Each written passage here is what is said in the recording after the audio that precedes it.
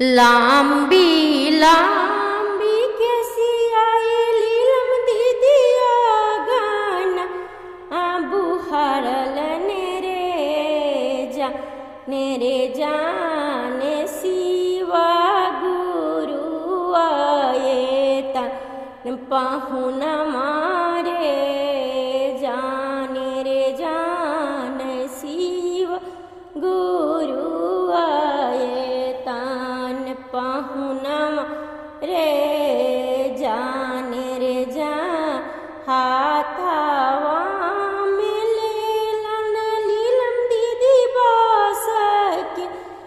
डलिया वारे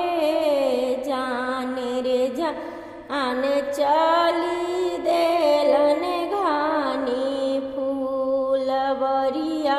रे ए जाने रे जान चली रे देलन घानी फूलवरिया रे जाने रे एक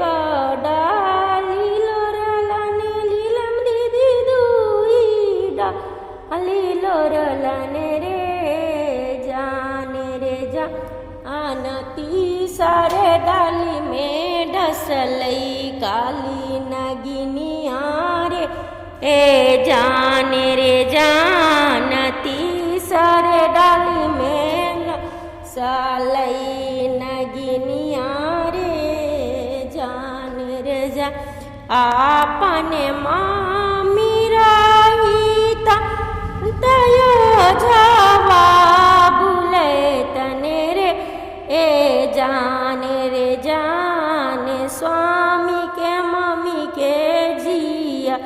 रा कठोरवा रे जाने रे जाने स्वामी के मम्मी के जिया रा कठोरवा रे जाने रे जा इहो सबबतिया हम शिव गुरु से कहली रे ए जाने रे जाने शिवा गुरु हरलन हमरे विपतिया रे जाने रे जान शिवा गुरु हरलन हमरो विपतिया रे ए जाने रे